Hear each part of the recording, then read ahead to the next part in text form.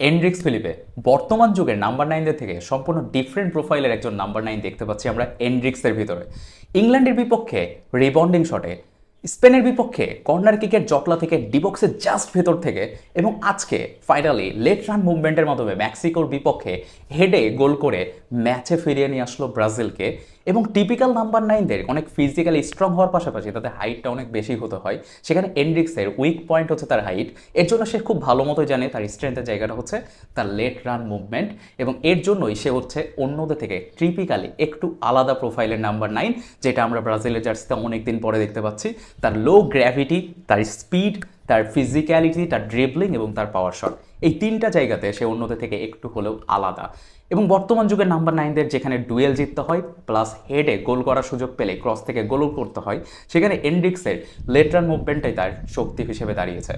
Vinicius জুনিয়রের ক্রসে যখন এন্ড্রিক্স মাথা ছোঁয়ালো লেট রান মুভমেন্টের মাধ্যমে এবং বলটা যে জালে প্রবেশ করলো মেক্সিকোর, একজন ব্রাজিল ফ্যান না হয়েও একজন ফুটবল ফ্যান হিসেবে আমি কিন্তু তাদের অনুভূতিটা উপলব্ধি করতেই পারি।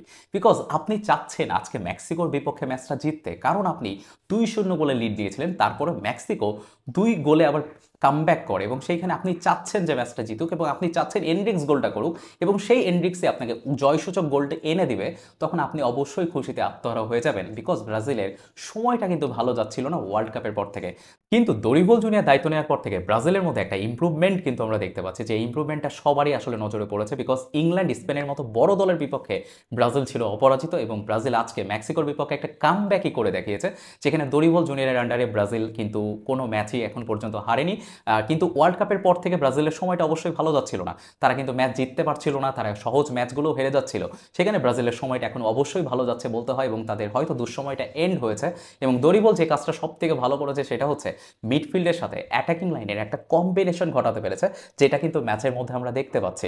এবং অ্যাটাকিং লাইনের যে প্লেয়ারগুলো রয়েছে তাদের যে আপনার মুভমেন্টগুলোর কথা বলেন, তাদের হচ্ছে নিজেদের মধ্যে কেমিস্ট্রির কথা বলেন, এগুলোর কিন্তু একটা ঝলক আমাদের চোখে পড়ছে। এবং ভিনিসিয়াস জুনিয়র যে কিনা আজকে কামাবেঙ্গার স্টাইল করে নেমেছিল, আমি চিনতেই পারি নাই তাকে, সে কিন্তু আজকে একটা অ্যাসিস্ট করেছে, যেটা আমরা মাদ্রিদের জার্সিতে তাকে বারবার করতে দেখলেও ব্রাজিলের জার্সিতে আমরা তাকে কিন্তু এই রূপে সহজে দেখতে পেতাম না, কিন্তু আজকে কিন্তু তাকে আমরা পেয়েছি সেই রূপেই। এবং সে অ্যাসিস্ট করেছে এবং উইনিং মানে গোলসূচক যে গোলটা সেইটারই অ্যাসিস্ট করেছে সে। কিন্তু এখনও ব্রাজিল কি টপ লেভেলের ব্রাজিল দল বলতে পারবো আমরা? অবভিয়াসলি না, এখনও দরিবলকে অনেক কাজ করতে হবে। স্পেশালি যে কাজটা করতে হবে সেটা হচ্ছে আপনি মেক্সিকোর সাথে 2-0 গোলে লিড নিয়েছেন এবং আপনি একটা বিগ ম্যাচ খেলছেন, এবং এই সিচুয়েশনে যদি মেক্সিকো কামব্যাক করে যায় 2-2 গোলে, আপনি অবভিয়াসলি প্রেশারে পড়ে যাবেন এবং আপনি ফ্রেন্ডলি ম্যাচের মতো এই ম্যাচে ওই ম্যাচে এক্সপেক্ট করতে পারেন না যে এরকম একটা কামব্যাক ব্রাজিল করে দেখাবে। বিকজ ওই মুহূর্তে প্রেশারটা ব্রাজিলের উপরেই বেড়ে যাবে যে 2-0 গোলে লিড তারা হারিয়ে ফেলেছে একটা দলের বিপক্ষে। সো ডিফেন্সিভলি ব্রাজিলের এখনও অনেক কাজ করতে হবে, যেটা দরিবল অবভিয়াসলি করবে, নো ডাউট। সামনে কোপা আমেরিকা শুরু হতে যাচ্ছে, আপনি এত বড় ভিডিও দেখে থাকলে অবভিয়াসলি ফলো করছেন না কেন, ফলো করে দিন। 2 লক্ষ ফলোয়ার হতে সামান্যই দূরে রয়েছে। যাই হোক, সো দরিবলকে এরিয়াল যে ডিফেন্সিভলি উইকনেস ব্রাজিলের, সেটা কিন্তু বারবারই চোখে পড়ছে, সেটা নিয়ে কাজ করতে হবে।